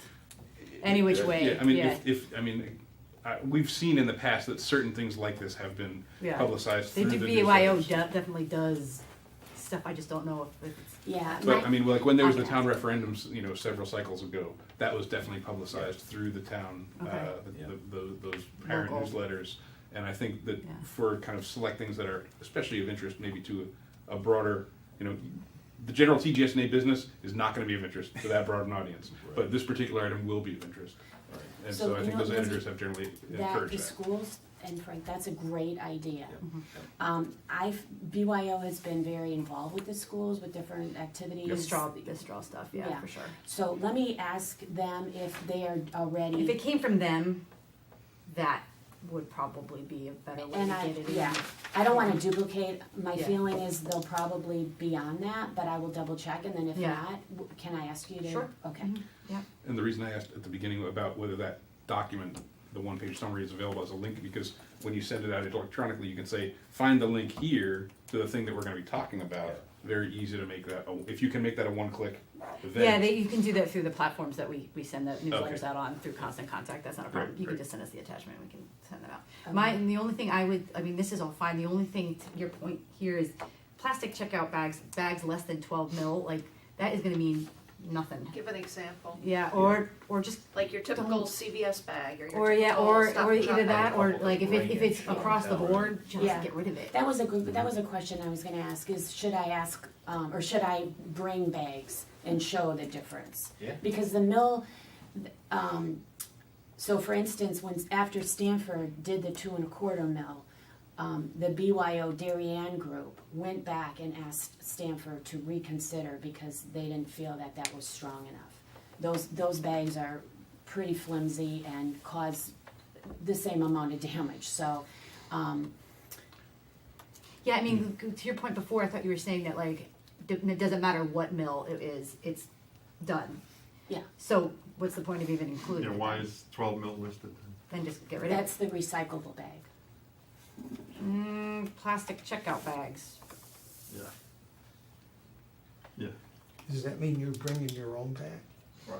That's I think it needs to be worded. that's what they're trying to Yeah. encourage everybody to do. BYO. And Bring are your those own. bags you bring No, from because- Wegmans, are they They should just write plastic? reusable. Because they- Because you have Checkout reusable bags. checkout is the first bullet. The Right. second bullet is plastic Right. checkout But bags. they're okay, because you can get 125 uses out of it, That's not whatever it it. is. That's the one that we're getting rid of. That's what I've said. Get rid of That's it, yeah. So Just get rid it's of the- confusing. Yeah, If we're confused, Yeah. What do you think's gonna Yeah, happen? okay. yeah. Okay. so the other thing I think someone at this public hearing is going to have to stand up and basically verbalize what this Yeah. is about. Talk it through. Yeah. And maybe show examples of the bags. Yeah, before anybody comes up to speed. So that, you know, you've hopefully read the handout that we've sent out in advance, something drew you in here this evening. Let's just explain what it is that this proposed ordinance is talking about. And then Okay. play traffic cop. Yeah, here's a flash of And proof. and it can't be anybody from BYO. Yeah, something so Right. simple. I will do that. You reference here package. So if I were to take off my shelf at home, I have packaged contractor bags. So I'm interpreting this, that they're not banned. No. And so if you had, and then Costco sells packaged waste bags, which are, again, plastic. So if you had those on display, you can say, these are not banned. Right. And if you Yeah. have that bag and you wanna bring it into the store, you can bring any bag you want into the store with you, Even a band bag. even a band bag. As your The form store. of social protest. Yeah. Here I have 10,000 bags that you used to distribute here at Stop and Shop. Yeah, I right. still have 9,500 of them, and I'm gonna get more use out of them bringing. Well, then they're not single-use bags, so. Exactly, there you go. Okay, so It's okay. going back to this list, so that was the schools, I didn't even think of that. I do think BYO will cover it, but what I wanna do is, as I said before, get the biggest variety of voices. So, for instance, when the BYO gave their presentation, they mentioned there are 4 or 5 stores out there or businesses that are not in favor of this. Those are the people we need to hear from. Yep. Because those are the people that will, that deserve to be heard. Yep. So how do we reach those people? I have a feeling I know one business, but, Do we know who those 4 businesses are? no, we don't. I know, they mentioned a newspaper, a store that sells newspapers, and he said people come in and they want their newspaper in plastic as if it's raining. I have a feeling I know one entity. But what we wanna do is reach the people that aren't in favor of this, Don't right? they have a list though? Doesn't BYO, like, they said they had a pretty detailed list of who they hit and what the, Yeah, which we could get from, and you could just go directly. Their list was only of who was in favor. Yeah. Who's in as opposed to favor, those who were yeah, she's Yeah. looking for who's in disfavor. Oh, I thought they, I'm sure they know. I'm sure they know. Gotta Just need to know. ask them. would they Yeah. tell us? They wouldn't when we had them indoor meeting. Right, We asked them, they said, right, right. Well, I went I'm out to sure the website. privately they might. I mean, on the website, one major store in the town that was not listed as endorsing their effort was Stop and Shop. It's not listed there. Okay, and I did not see Walgreens listed there either. And those two Well, we definitely could hand generate, flyers out I don't know in how front many of both of those single-use stores, bags. encouraging Yeah, but those Do we know customers. whether they got the attention of the corporate overlords of those two companies? I don't know, I'm just, They may not be focusing I thought they there, said they did talk to yeah. Stop Yeah, and they're Shop. probably told not to come. Yeah, They did talk to Right. Stop and Shop, Well- and they said that that was like, I think it was quote Right. unquote. that may be we true, were but it waiting was for not you. listed on the Yeah. website. Yeah. No, I think Stop and Shop actually is donating bags. I think they're on board. Well, you have the Chamber of Commerce down here, and that does represent, most of the businesses in town are members of the Chamber of Commerce. And I would specifically ask them to reach out to all of their members Yeah. and say, this is your first big chance to comment on this. And I agree, I really want to hear from the merchants who are going to be most affected by these regulations, and hear what their argument is, if in favor or against any of these. Palmer's maybe has had a change of heart on all this, but I want to hear from them all. I want to hear from the little guy that runs the newsstand next to Mama Carmela's, you know? Right. I want to hear from the nail salons. I want to hear from everybody that might be affected by this. You don't get your nails I done. don't get them. Yeah, nail salons have Don't worry, checkout they bags? don't put your nail polish in plastic bags. Oh, they We're don't gonna- get They don't put the Let's clippings. not forget that those that are opposed are not just gonna be the merchants. We're trying to get 20,000 people to change behavior. Right. So it's not just the merchants that may be opposed to this. There will be a silent group that won't want to say anything. It's not necessarily a silent group, because this got voted down by the RTM. Right. And it was not a silent group when it got voted down. But it was a close vote. It was Yeah, close, 10 and I think right. But culturally it we've still come was- a it long was- way I since A then. very active It's a debate. different time. I'd make a special outreach effort at the senior center, They have, because those folks, who's they? BYO has. okay, I would do it as well, and let them know that this thing is coming up again as well, too. I'm not against BYO doing its outreach, but I think that we, representing the RTM, should also be making sure that people know this is not, Can't outsource. I'm this also, is an RTM effort as well as BYO's. I'm part of a group, that's 3,500 members, moms of Darien, like a referral, where you go and you say, I need a chimney sweep, or I need a whatever, and this type of stuff comes up all the time, so I'm happy to post there. There's that site on Facebook, I just moved to Darien, people are asking Yeah. for advice and stuff all the time. All the time. You know, That's it, yeah. where's the best restaurant in Costa del Sol to have Yes, lobster? yes, Street 100%. Darien. Did you write that one? Yeah, Hey yeah. Lindsay, do you Yeah. know anyone, newcomers? Do you know anyone? Yeah, with the YW? Yeah, Yeah. That's a great one. yeah. Mhm. Okay, so what we need to do is, I will take another look at this, and I will, ask for a little more clarification on the reusable, the et cetera, But we need to figure out who's going to talk to which groups and what we're gonna say. So, we can simply say, there's a notice is hereby given, there's a public works, blah, blah, blah, ordinance for management of plastic and paper bags checkout in Darien on February 6th. Or we can do a smaller sheet like this. What do you propose? And how do we forward this information? I would find that just confusing. It doesn't really give me any reason, I don't know what it is you're discussing, what the proposals are. I like this a lot more. It gives me something to have an opinion about. It's much more specific. Okay. It's still a little confusing, but it's much more specific. No, I agree with Jim. I agree as well. I think we just need but I to would- keep it simple, like, Yeah. come and tell us what you think, here's what we're gonna be talking about. I mean, I don't think it needs to be a lot more than that. Mhm. We're gonna talk about this, come and tell Right. us what you think, date, time, location. Right. David? I agree, I mean, Okay, so let me ask you, so who do you, what, in the top 5, who do you wanna talk to?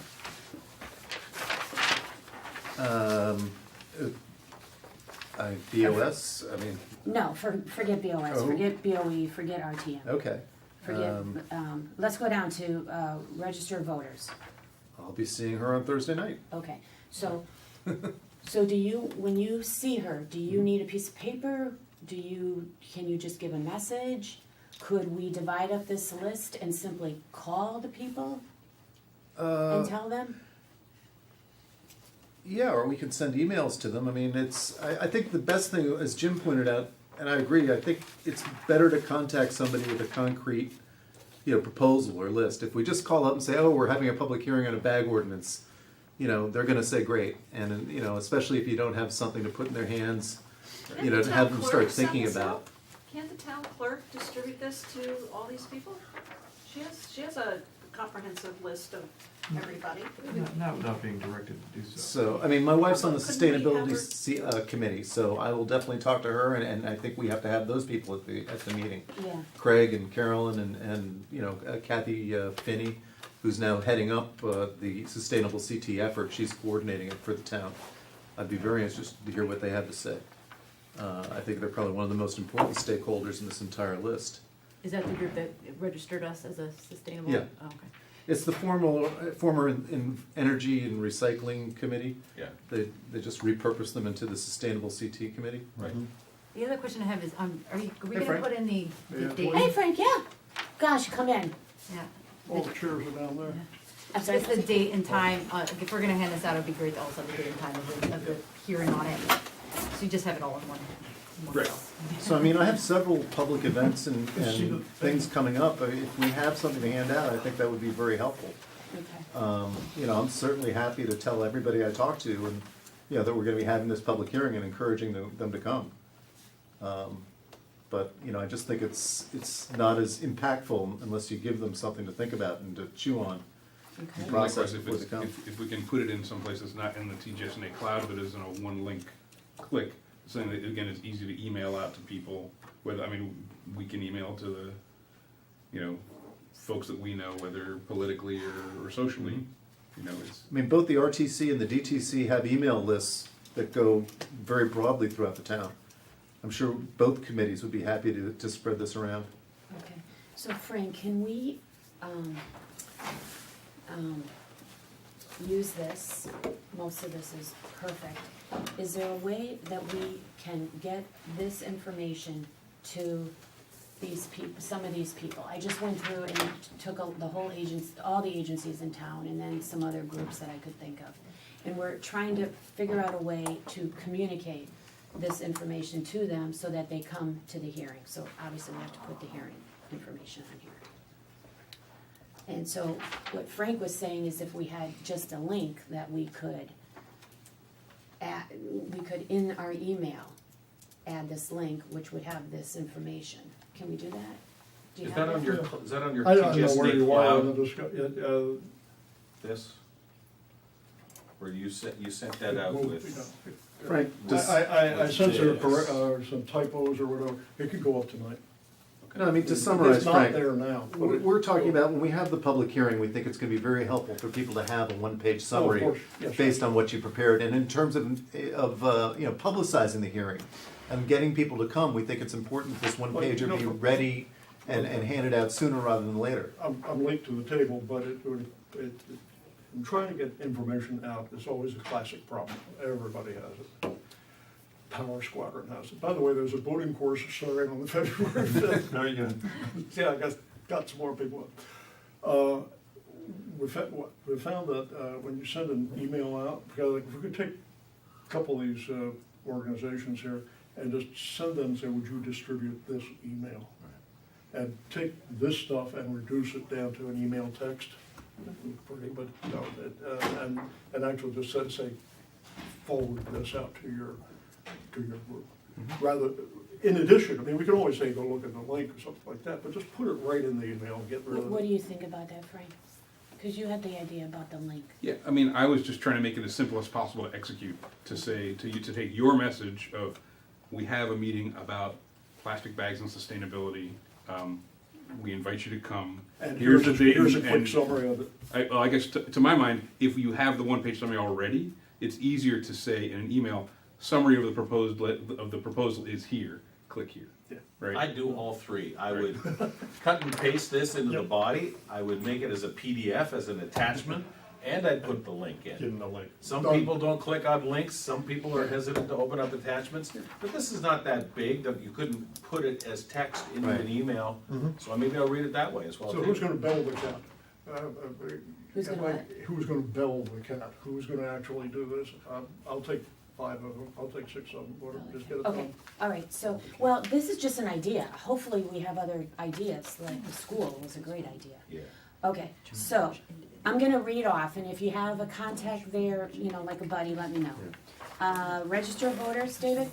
Yeah. You got Democrat So we'll and do the Republican? DTC. You got the whole, Yeah, I mean, I could talk to John Vesey, I mean, but I'm seeing Susan on Thursday night, and, yeah, I can certainly talk to the DTC about circulating this through their email list. okay, So I guess when you say register of voters, that's just one person, right? But Right. like you have the chair, and I mean, we're members of the DTC here. So it'd be the So- RTC and the DTC I as think well that's as the gonna be much more registrars, right? effective to getting it out to a broad Yeah. audience. is what? The town The committees. town committees. Probably I've got an good email idea. list that's, you know, several thousand He's on the emails. DTC. You can do Okay, that easy. so who's on the RTC? I'll send one to Bert, if you give me the thing, I'll just Okay. mail it to Bert, Okay. email it to Bert and say for him to Okay. send it out to them. Okay, I'll do League of Women Voters, I'm a member. okay. But we're gonna have one, It should Yes. be, it should be Yeah. one message. Yes. Right. Yes. 3 or 4 Surprisingly quickly. Yeah, we will. We will get Yeah. something to all of you in the next 2 days that will be in a format that we will, just forward it to the Yeah. person Yeah. that we Yeah, know. absolutely. Okay. that's not a problem. Okay, beautification, Lindsay, can you do that? Sure. And I'll do Exactly, I don't know exactly who to send it to, because I've listened to them on TV, on, Well, You know what? someone's the chair. yeah, if you go to their The chair. website, you'll find a chair. Christina Orso, thank you, whatever, she's the chair. okay. And all these are on the town website. Right. They should have chairs and links to who the chairs are and their emails and stuff. Okay, And if I'll there's, contact the Sustainable CT Committee, right, since I'll be seeing one of its members when I go home tonight. I already got you on there. Rolf, can you do the EPC? Sure. Cause you're, Have you had supper yet? No. Frank, you do sewer? Sure. Okay, yeah, okay, great idea on the schools. And those would be good voices to hear. What about, post 53 too. What's the depot? Who knows? Liz, you know someone over there? I know- I'll I know find Janice. Janice, yeah, I'll You wanna send do it the to you. depot? I'll do the deep. He's got a depot. Patrick, you'll do the depot? Okay. Anyone, post 53? I'll take care of Okay.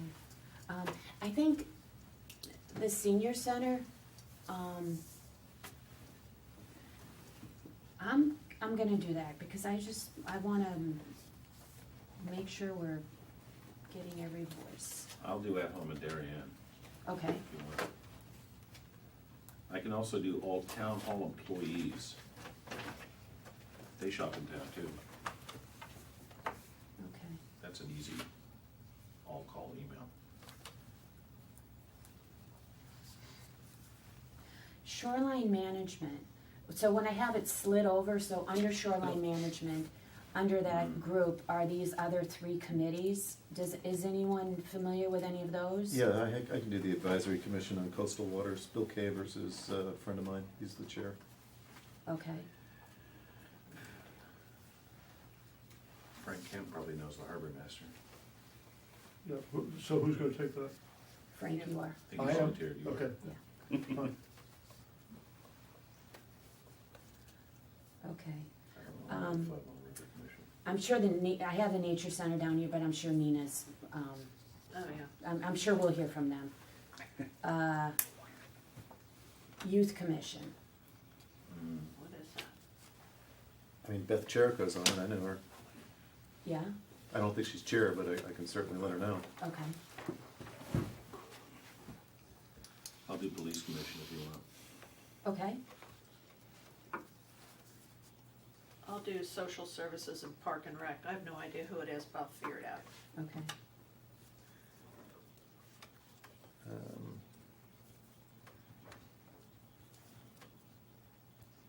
So those are all under the advisory committee on sustainability, so maybe well, they are in the book anyhow. Does that make sense, David? They're separate committees, Okay, they're commissions. all right. Get Oh, to no, it. I have it, I'm sorry, I have it slid over because I knew you would do the advisory. Okay, sorry, all right. I mean, the Commission on Aging, Joe Pankowski, I can get in touch with him. Okay, I hope someone else is gonna write these emails. You know, or give me the content, and I'm Yes. happy to forward it Well, I around. think we should take whatever email Monica comes up with and just be consistent in Yes. sending that out there. Yeah. Right. I think Right. Jim's idea of multiple prongs, the PDF, the in the Yeah. mail, the Every link. which way let loose. We'll do that, but we'll keep it short and sweet.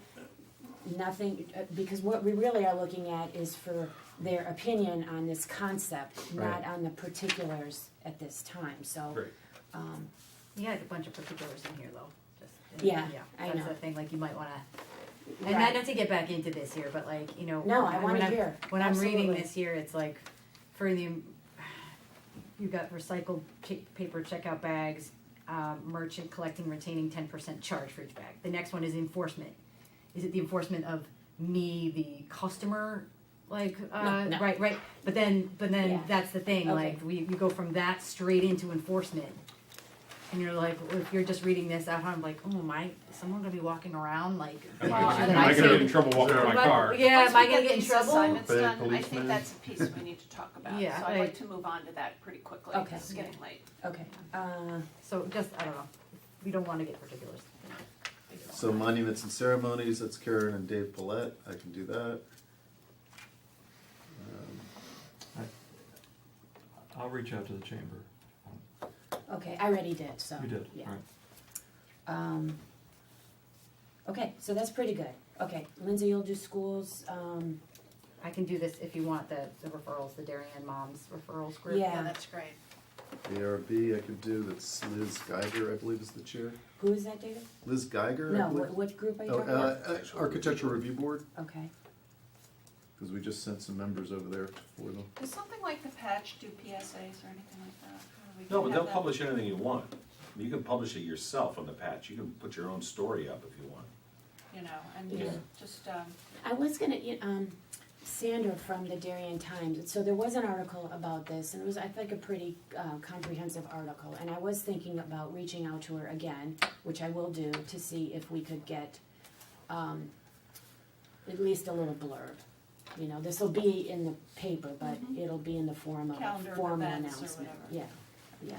But you know, in fact, Monica, what you can do is, as the chair of Public Works, you can write a very short letter to the editor. Oh. You know, just Yeah. Oh, you know, great idea. Didn't think Yeah. of that. for Great public idea. information. You know, the Public Works Committee will be hosting a That joint is a great meeting idea. with the following committees on this date at this time to discuss, blah blah blah, and more information will be found on the town website. We invite Yeah. the public to attend and to make their views known. Super. Question, are we Frank, coordinating? Can you help me write that? Yes. Are you coordinating with the other committees? Like, you guys aren't doing out your own outreach, are you? Because aren't we jointly hosting this? Yeah, but we're So- primary, so we gotta do We- we gotta you- do the you- work we do now, that. because they're gonna do the work later, so. Okay, we so have no to- one else is gonna be promoting this? No, we won't be duplicating. The only thing we will be, like, for instance, the Nature Center, we don't have to put somebody on there, because BYO, I'm sure will have a representative from there. Great. So, okay, Yeah, so, I'll draft that for you.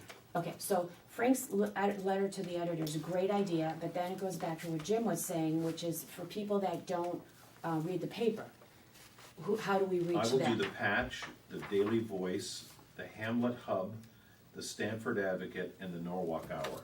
Okay, you're gonna do what? I'll do all of You're those. gonna write a little blurb? I will send them a release, and I have Press connections at the Okay. first papers. So they'll do a Does someone want to story. cover Nextdoor Darien or nextdoor.com? 'Cause Ah, yes, next door. that seems to be a Good. I'll do that as well if you want. Jim, to. will you send me that list that you're writing Sure. down? Yep, Okay, yep.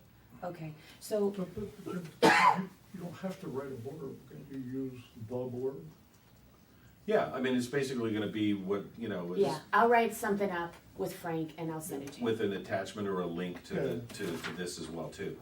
But basically, I think the more people see this, oh, there's something coming up, I saw it in the paper, I heard about it at school, I heard about it from the RTC and the DTC and Enough already. and they gotta hear it from 14 different sources No, before it's like they- getting out the vote, you gotta touch people multiple times and Yeah. keep reinforcing your message if you Yeah. want people to show up. Yep. Okay, so, You could hand out leaflets at the train station if you'd like. Shouldn't we be reaching out to even our own constituents? I mean, I plan on, yes, people that that is are my in my place to district. put So them that's what I was districts. gonna say, so Yeah. we have 7 RTM committees, and we have 3 committees working on it, so that's about 35 people, okay, out of the 100. So, the people that will vote on this are the RTM members, so, Seth will definitely mention this, town hearing. And the BYO group had contemplated going to see these other committees. Now, I don't know if Board of Ed is going to have time for them to come and visit. But those committees, it would also be in our best interest to educate them early, or keep them in the loop, right? Sure. Right? So how do we do that? Tell them to come to the town hearing. Yeah, Okay, reach out to every chair of each thing. We're having this meeting, spread it out to the committee as well as Donna. okay, okay, so, and Seth, okay. Okay, so so businesses that might not be in favor of this, how do we find them? How do we reach them? How do I we? think we've just outlined a I think hugely comprehensive plan. we've done If, enough.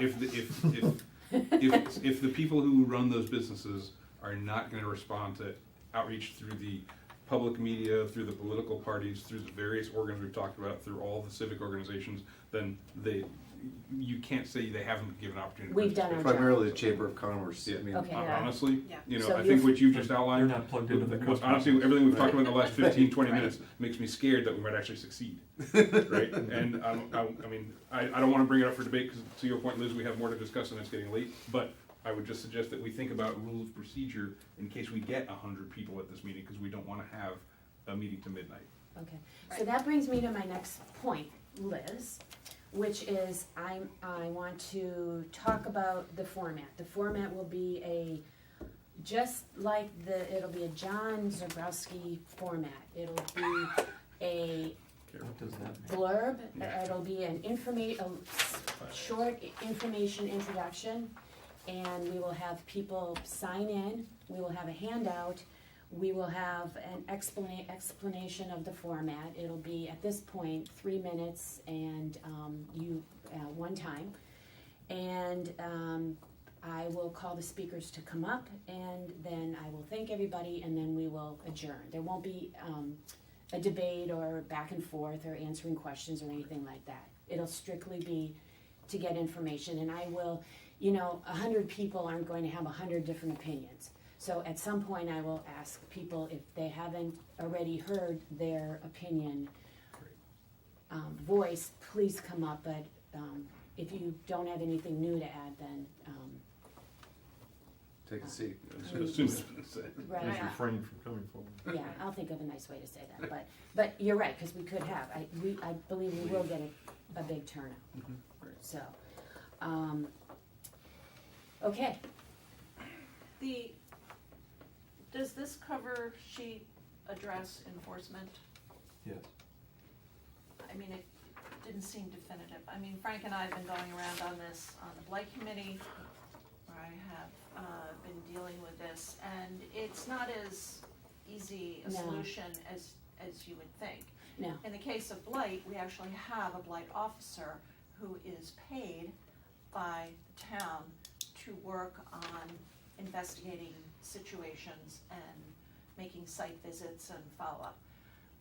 From what I've read about this ordinance, there is no town employee who is going to be designated to take responsibility for compliance. that's a great point. So there are two sticky points, the 10 cent and the enforcement, okay? And- But we don't need to have those, I don't think we need to have those spelled out here, Okay, so that is not gonna be part of the No. public conversation for this? Not yet. Okay, no. all right. Okay, so Well, you're I gonna think take, you're Don't gonna take that out of underestimate it. that. I think that's later on. naturally gonna come up, right? People are gonna, I mean, Who's the Well, let it plastic come up. police? what? Let it come up. I don't think it's bad, right? I just think we need to have a response. I No, don't think we we have will. to have a response, not at the public hearing. No, we won't have a Certainly not. response there, but Right, we're. nobody's but- gonna respond. We're there to take We're a public sponge. input.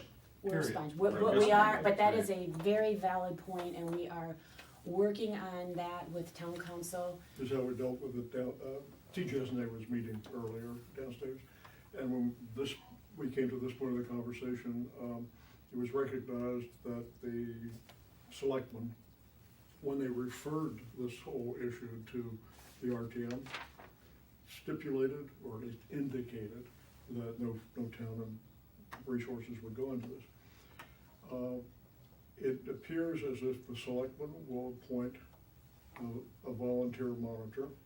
And there's several people who have already raised their hands that they say they'd like to do that. And that would be someone who serves, just as you do, Liz, on Blight, volunteers, town leaders who step forward and give their time to do it, volunteer their time, and nobody's paid. So that takes care of the monitoring. The sticky part of it is when there's a violation of who writes a ticket. What we're exploring with Wayne right now is who has the power to write a ticket, a citation. Blight was lucky because the fellow who does that is within the planning and zoning. As a town employee, it has some power, and is used to doing that as far as building inspections and everything else like that. In this case, it's entirely possible that a volunteer can be designated as a citation officer.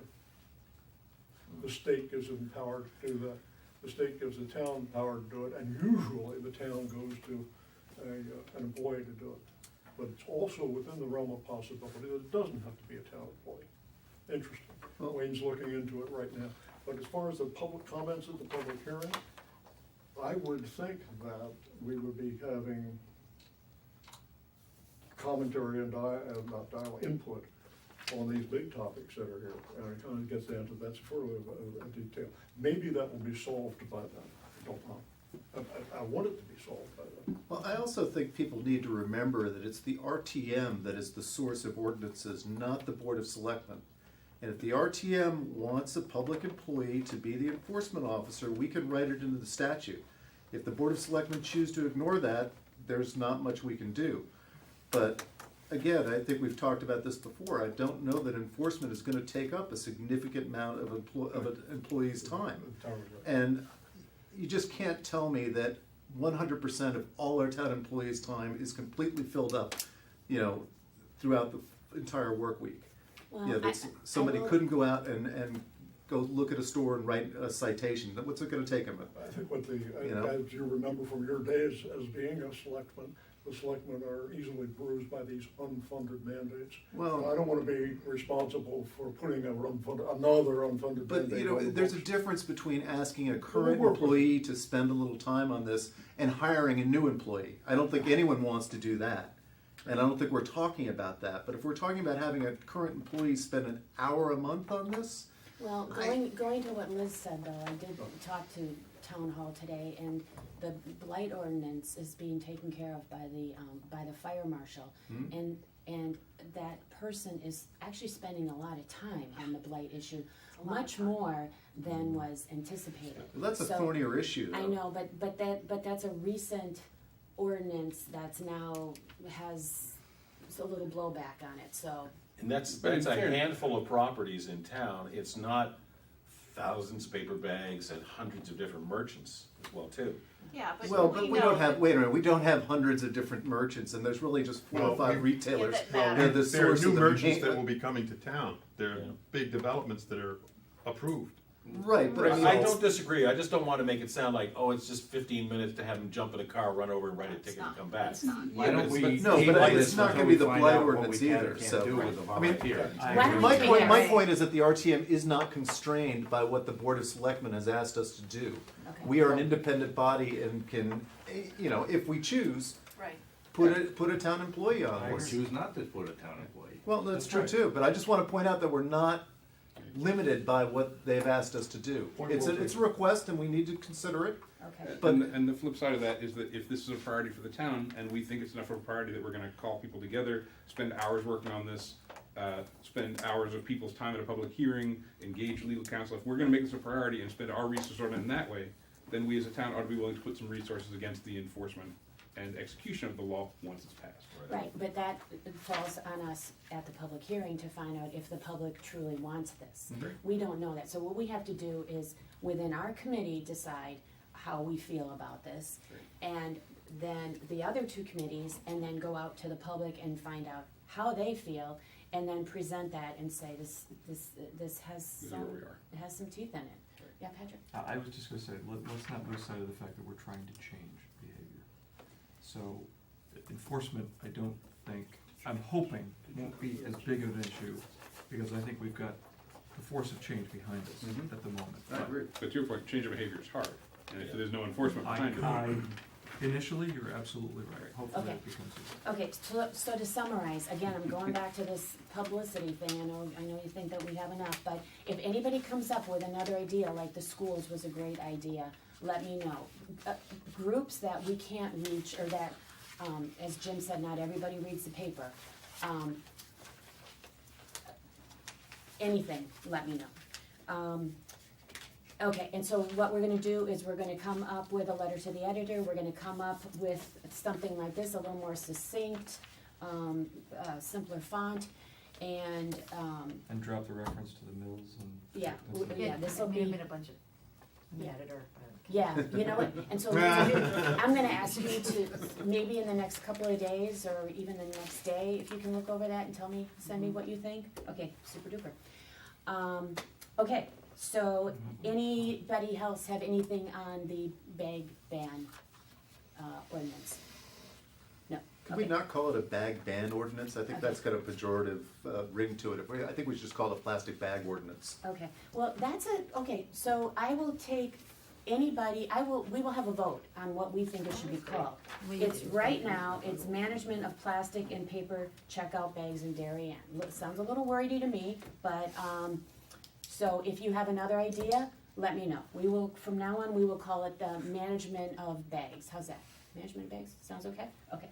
So we're gonna call it management of bags. Okay, so, Okay. so we have a plan, so That makes we- us a mob. Okay, so we will, Liz and I will go through this list and we will do a little thing and send it out to everybody that this is what you're doing. And then maybe, I have no idea who's doing what. oh, I do. You do. I I did not write that all Okay, down. I Just did. what I got it My, down. my And it's other, on the my other Vimeo. thought was, is that, like, and I had mentioned this before, but I know, I have a list of those, that constituents that are in, that I represent, that I plan on emailing Yeah. myself, is, Yeah. is that, That- do we do That's that? what we really want, is it's great to get out there, but the people that are gonna vote are the RTM members. And they're gonna vote hopefully by what their constituents want. Yeah.